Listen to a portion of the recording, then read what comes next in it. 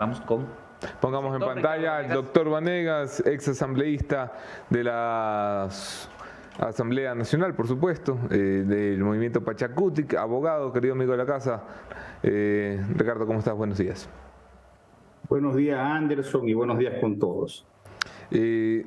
Doctor, ayer el Pachacutic hacía público su intención de apoyar a don Yacu Pérez, una decisión que sorprendía a muchos ante la negativa de la CONAIE de prestar apoyo precisamente al candidato Pérez. ¿Cómo le interpreta este hecho?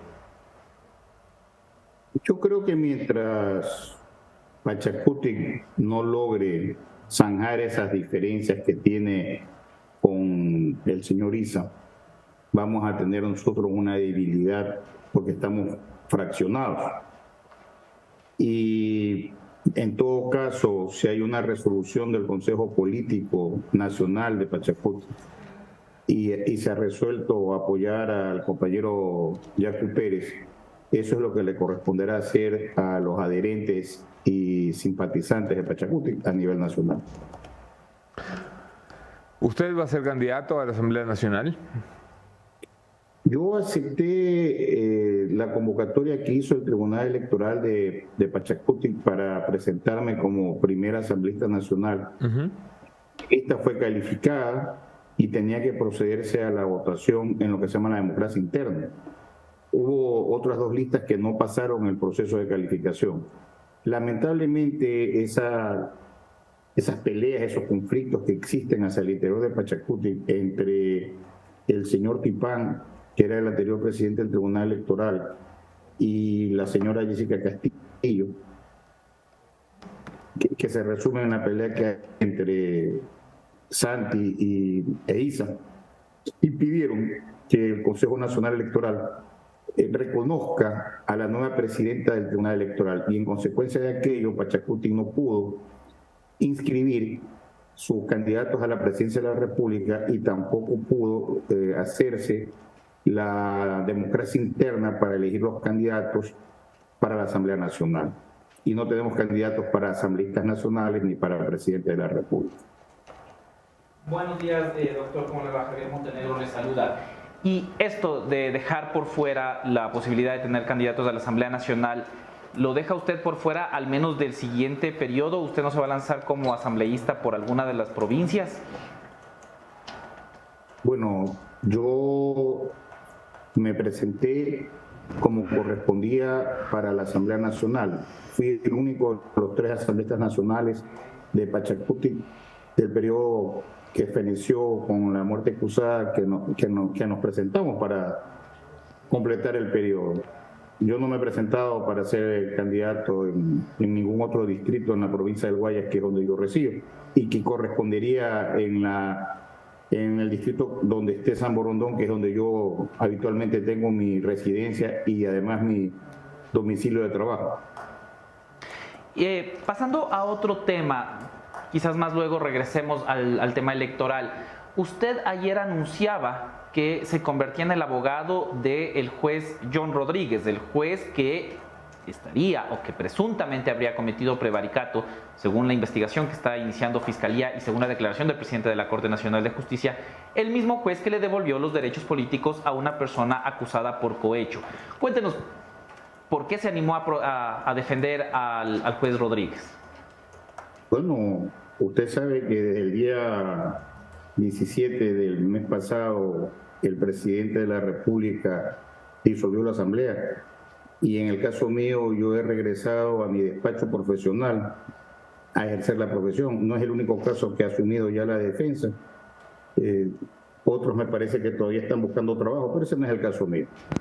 Y es mi obligación como abogado siempre escuchar los temas que se ponen a nuestra consideración, y cuando yo veo que se vulnera un derecho y yo defiendo derechos, decido asumir la defensa. En el caso concreto del señor Rodríguez, es evidente que la Fiscalía para mí ha ido más allá de lo que el mismo Código Integral Penal le permite, cuando lo que busca es detener a una persona, no importa quién sea, sino detener a la persona con la única finalidad de receptarle su versión.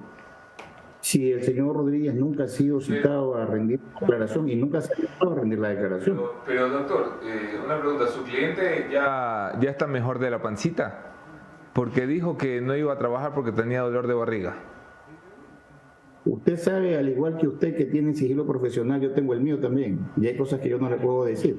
No le puedo decir las fuentes porque estaría violando el sigilo profesional que tengo como abogado, ¿verdad? Hola, torero, es esa. Déjeme hacerle otra más directa entonces. Igualito que usted, si yo le pregunto quién da las noticias. Todos sus colegas saltaron a decir: este juez prevaricó, este juez falló contra norma y procedimiento expreso. ¿Usted está consciente de que el señor juez hizo un fallo totalmente contrario a la ley?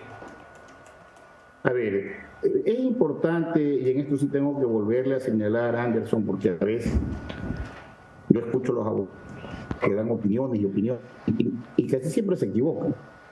Es importante que tenga claro que las medidas cautelares son resoluciones, no son sentencias, son resoluciones que tienen el carácter de provisionales. Es decir, que cuando el juez mira la narrativa de los hechos, en el caso concreto que le ponen a discusión y a revisión, y él encuentra en ese humo de buen derecho que hay una motivación para la vulneración de un derecho, él puede conseguir la medida cautelar. Para eso no necesita convocar a ninguna audiencia.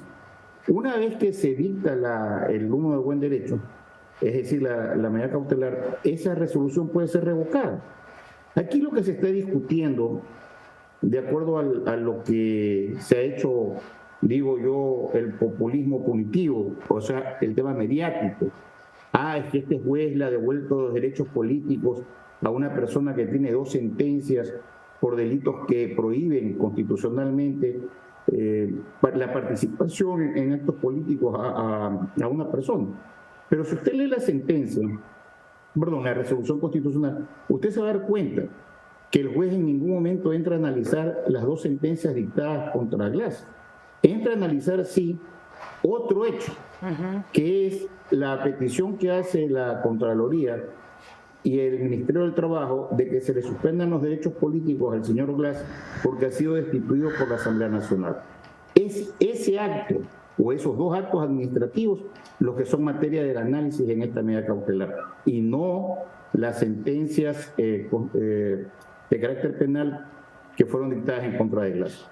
Es importante hacer esa diferenciación porque hay que leer la resolución y hay que ver el caso concreto. ¿Cómo está, doctor Vanegas? Le saluda Mónica Velázquez. Regresando a la campaña, ¿usted acompañará a Fernando Villavicencio en esta campaña cortita? Porque fue su compañero de fórmulas en algunos casos en la Asamblea Nacional. Y si no es con él, ¿con quién va a ser? Ya va a decir que él era Robin y yo Batman y que Sofía Sánchez era la otra. Entonces ahí, evidentemente, yo creo que Fernando necesitaría de mi presencia tal vez para fortalecer su candidatura. Eso es lo que usted me está queriendo decir. Quiero recordarle que yo no soy adherente de Pachacutic, soy solamente invitado. Okay. Y he tenido ciertamente diferencias con algunos compañeros de Pachacutic que lamentablemente no logran comprender que nosotros, de posiciones, tampoco podemos irnos en contra de cosas que son evidentes. No soy candidato en este momento. Hay una resolución que ha tomado Pachacutic de apoyar al compañero Yaco. Y yo, la verdad, no he tomado ninguna decisión al respecto, pero le puedo decir que este día jueves vamos a reunirnos ya no serían los 12, sino 10 asambleístas que éramos parte de lo que moderado, porque hay 2 que son candidatas con Villavicencio. Me refiero a Gisela Molina y a Sofía Sánchez. Y los 10 vamos a reunirnos y vamos a tomar una resolución que la haremos conocer. O sea que posiblemente sí pueda apoyar en la campaña Fernando Villavicencio. Posiblemente sí, posiblemente no. Eso no se sabe. Pero no nos dice Posible. nada, no. ¿Qué le dice a su corazoncito? Usted quiere que yo deje de ser noticia. Déjeme. Denos la primicia. La verdad que no he hablado con Fernando desde que es candidato a la presidencia de la República. La última vez que lo vi, nos tomamos inclusive una foto con Sofía, que fue el día que fuimos destituidos. Él me anunciaba, nos anunció a los dos realmente, que él iba a ser candidato a la presidencia. Y yo le decía mucha suerte, ¿no? Pero luego yo no he vuelto a hablar con él. No ha habido oportunidad para hacerlo. Pero yo, como usted comprenderá, siempre actúo en función del grupo al que pertenezco, ¿no? Correcto. Y para tomar una decisión no puedo tomar una decisión de manera individual, debe ser colectiva. Doctor Vanegas, cambiando de tema y sin desmerecer al profesionalismo de su hija, hace pocos días se hizo público que ella fue designada como funcionaria en el Consulado de Ecuador en México. Yo quisiera saber si esto es una devolución de favores del presidente Guillermo Lasso por defender la postura o por qué. No, que yo entienda, el doctor Vanegas ya no es funcionario público. Yo estoy ejerciendo la profesión en mis oficinas. Entiendo que la han nombrado a Bárbara, ella está radicada en México, terminando una tercera maestría. Ella tiene 2 maestrías, es abogada, y si la han contactado y le han hecho este ofrecimiento, ya eso es problema de ella, yo no puedo responder por ella. Uno ¿Usted forma no lo los ve hijos. como una devolución de favores? Porque eso es lo que pregunta la audiencia. Sí, no, eso es una forma equivocada de ver las cosas, porque uno en la casa forma a sus hijos, pero en mi casa, en la mesa no se habla de política, hablamos de cualquier cosa. Pero de política no hablamos. Imagínese usted si me reuniera con mis hermanos a hablar de política, no me levantaría nunca de la mesa. Claro. Entonces, lo que haga una hija mía o un hijo mío es una decisión propia de ellos. Creo que han hecho una excelente contratación porque si la hija salió como el padre, tenga la seguridad que tiene madera para poder atender temas de carácter jurídico. Gracias, doctor Vanegas, por el tiempo, la oportunidad de conversar. Seguiremos en contacto, por supuesto, y estaremos pendientes de lo que suceda. Muchas gracias. Gracias a usted.